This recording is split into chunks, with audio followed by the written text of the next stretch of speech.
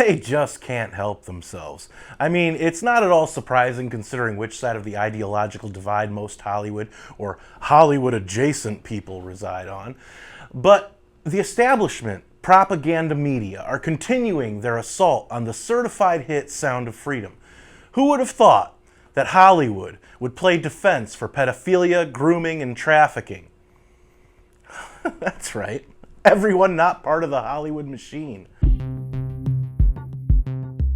Hey folks, your resident man in, well, red, white, and blue is back again for a new edition of the best kept secret in the conservative movement, Things That Need to Be Said.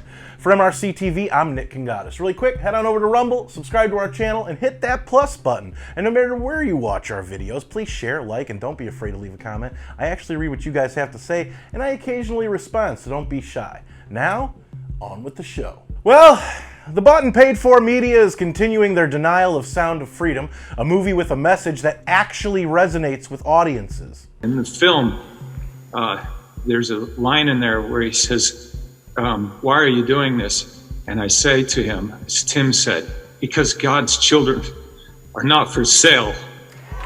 They're not for sale. You can't do it anymore, Satan. And we're coming after you. And I'm not afraid, and I'd ask you all not to be afraid either, because they're worth saving. I'm just going to run down all of these headlines, subheaders, and reviews, but before that, I just want to say that my gripe against these people isn't coming with a conservative bias. I'm a movie collector, love movies, and have watched movies my entire life. So I know a thing or two about movies. Let's say you could somehow ignore the message of the film. The movie itself was very well done. It was well directed, well acted, and well written to the point that you don't even notice Sound of Freedom's 2-hour, 11-minute runtime. Unfortunately, the professional critics use the runtime as an excuse to crap on the movie, along with their continued QAnon conspiracy theory. And you know what, folks? Let's just start calling them Blue Anon, because their theories and takes are truly worthy of tinfoil hats. Anywho, here's some headlines from the past week since last week's Things That Need to Be Said. Rolling Stone kept up their Minor Attracted Persons campaign. Why anti-trafficking experts are torching Sound of Freedom. The new movie offers a false perception of child trafficking that experts worry could further harm the real victims. Forbes got in on the action. Surprise hit Sound of Freedom moves up in box office rankings, grossing $85 million despite controversy. Quote, Sound of Freedom moved up the box office rankings in its second weekend in theaters, a rarity for movies and a sign of the strong support for the film, particularly from right-wing audiences, despite the scrutiny it has faced for its lead actor's ties to conspiracy theories. The Washington Post didn't let up for a second straight week. This time, they made QAnon the first word in their headline, as if we didn't understand their propaganda the first time. QAnon and Sound of Freedom both rely on tired Hollywood tropes. Quote, Donald Trump plans to screen the film Sound of Freedom at his New Jersey golf club next week. The film, about agents fighting a child sex trafficking ring, has been embraced by the far right and Christians, who have helped boost it to more than $50 million in receipts at the box office. Many critics have linked Sound of Freedom to the pro-Trump QAnon conspiracy cult. They've also been startled by its mainstream success, but the truth is that the conspiratorial right and the Hollywood default aren't that different, which is why, perhaps, our polity has had such difficulty rejecting QAnon, Trump, and fascism. Did you see there how they linked far right and Christianity? Yeah, just par for the course. And with a seemingly far-left, pedo-friendly take like that, it's no wonder the writer of the article has his Twitter account protected. Oh, and look at what the first thing is on his bio. Go figure. And unfortunately, we had to hear from Australia. A website called Crikey.com had this to say. Could it be that QAnon has its first box office smash hit? It will neither surprise nor shock you that every facet of this blockbuster movie has been attracting conspiracy theories. Watch out, boys and girls. Danger, danger, danger.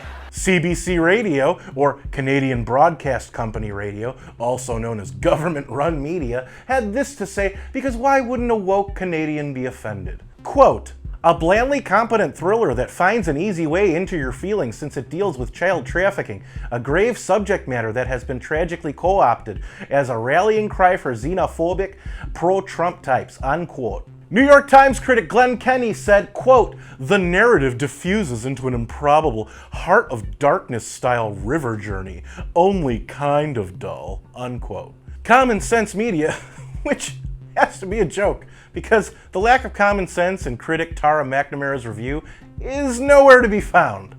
Quote, "While the cinematography and acting are all solid, the way the trafficked children are depicted is made to exploit our emotions," unquote. Yes! Dumbass! Isn't that what most movies are supposed to do? Make you feel something? Did these people watch the same movie? And then they wonder why Hollywood's on strike right now. They say it's because of money, as well as their cut of the pie when it comes to streaming and AI. Again, money. Well, you need to turn a profit in order to make more money than the millions these insecure amoebas already make. And maybe, just maybe, if the writers and producers and directors and actors and studio execs and union presidents weren't doing everything they can to insult at least half of their possible audiences, you might make some money. Heck, if a nut like Tom Cruise and Vin Diesel can figure out the formula to making profitable films, then you'd think the rest of Hollywood could as well. You pulled the wool right over our eyes too many times with all your lies. So who do you think you're fooling? But they're either just not that bright or they're bad people. It's gotta be one or the other, or maybe both. However, I have some bad news for establishment Hollywood. The little independent film that could, Sound of Freedom, actually made more money in its second weekend, which is rare for the movie industry. Only the latest Mission Impossible movie beat out Sound of Freedom, and that's because it was the first weekend out for the former, while also being on more screens. But Sound of Freedom was added to 413 theaters in its second week, also a rarity. The film has now grossed $85.5 million, while Indiana Jones might need to brush up on its archaeological methods because that abomination is on its way out after dropping over 56% in revenue in just its third week, which for a movie that's supposed to be a summer blockbuster and cost about $300 million to make is another dent in the IP that is Disney.